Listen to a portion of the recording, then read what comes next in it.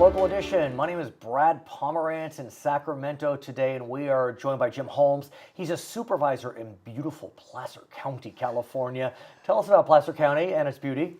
Well, Placer County is one of the most dynamic and diverse counties in the state of California. It runs from the Sacramento County border clear up to Tahoe area. Wow. And actually 3/5 of the California shoreline of Lake Tahoe is in Placer County.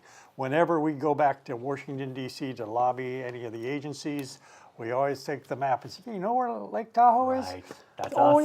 yes, we know where Lake Tahoe, we love it there. Well, Right. that's Placer County. So it's always a nice icebreaker for when we go in to talk to federal officials. And I presume that because your county is so large geographically Yeah. and so well traveled geographically, that you face challenges as it relates to the metaphoric roads and bridges. Right. And we can talk about what the state is or is not doing. We'll see if they do something. They've been in special session for a while now. Yeah. But there are measures that counties can take. Right.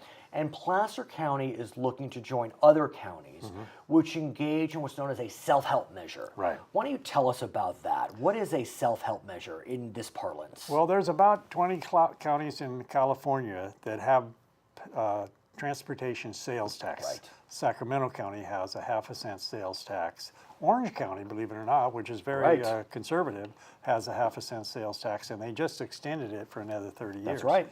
And so that gives the local counties, they're called self-help because they're able to bring money to the table when they're negotiating with state and federal, because the state and federal governments want to see, what are you bringing?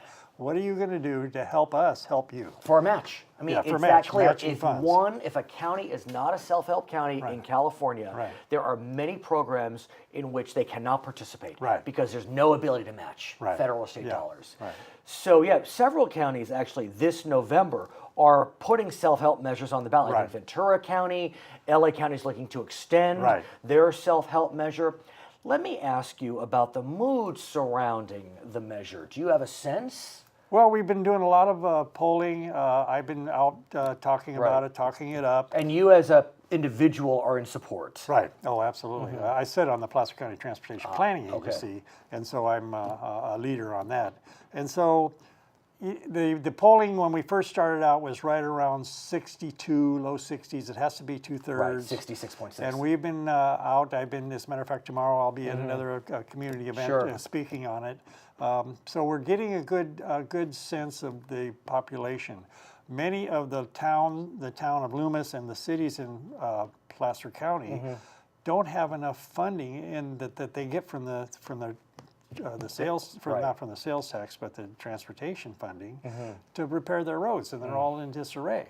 The little city of Colfax, their roads are about 40% of the shape they should be, and they'll receive out of this over the next 30 years $250,000 a year, which will more than double their road fund for potholes and street I must repair. ask about the ballot in November. Yeah. So in addition to the presidential race, Yeah. the race for U.S. Senate, Right. U.S. Congress, Right. state Senate, state Assembly, Right. several measures on the ballot that are statewide, ballot measures.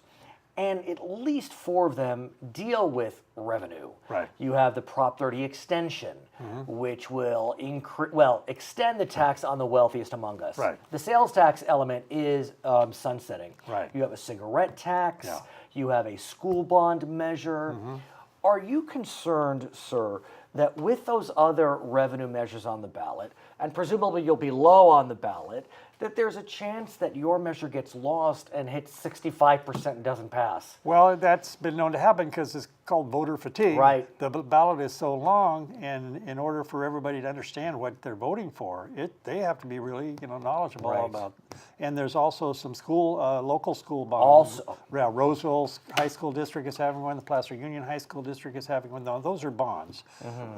And so yes, it is a concern. But what do we do if we don't try? What do you do? The Right. question is, what do you do Right. if you get 66.1% Right. when you need 66.66? Right, yeah. What will you do?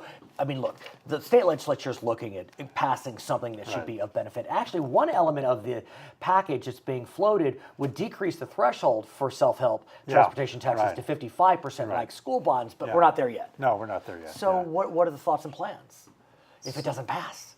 We'll just have to go back to the drawing Right. board and do what we can with what we have.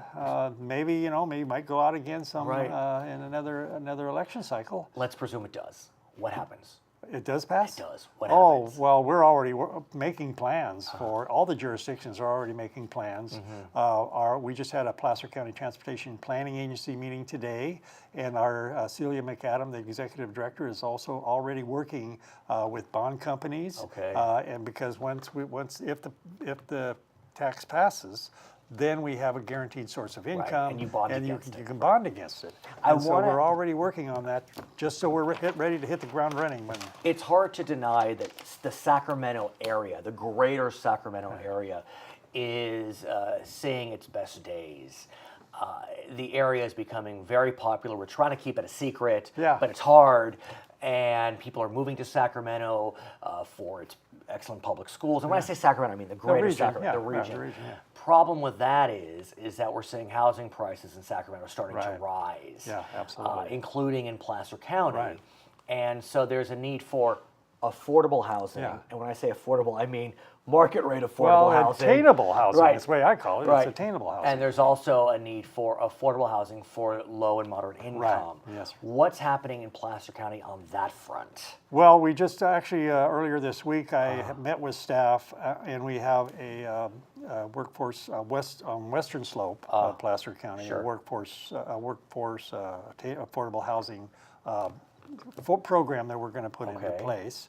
In the eastern part of Placer County, in the Tahoe region Right. and Squaw Valley, a lot of those people have second and third homes up there. Right. But there's no place for anybody that's in the workforce Right. to live. And so some of those people go to Reno and travel back and forth.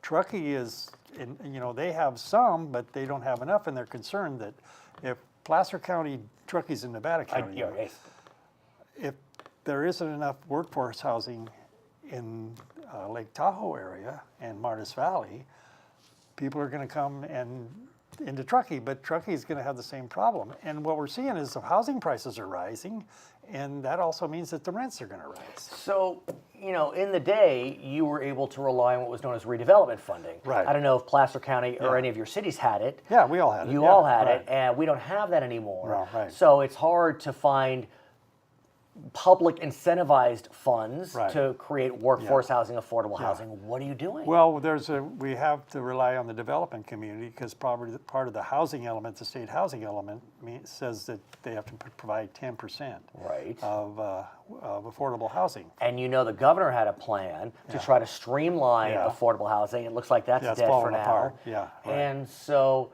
what else is happening on that front? Well, we've done in the Auburn area. We're getting ready to open a 64-unit up off 80, where behind Rayleigh's. I don't know if you know. Sure, where no, that I is. actually do.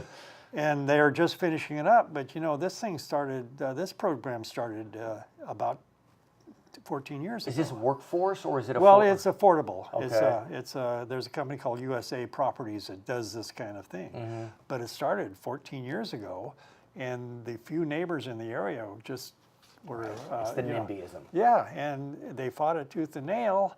And then, of course, they were moving forward, and then the economy crashed, and the company that was bringing it forward went bankrupt. And so several years later, this USA Properties, that is very well known in the state for doing this, has finally built the 64 units. But they're already, people are they're already taken. Yeah, and there's about a 200 people waiting list. You'll come back? Yeah. His name is Jim Holmes. He is a supervisor in beautiful Placer County, California. My name is Brad Pomerance. We're coming to you from Sacramento on Local Edition.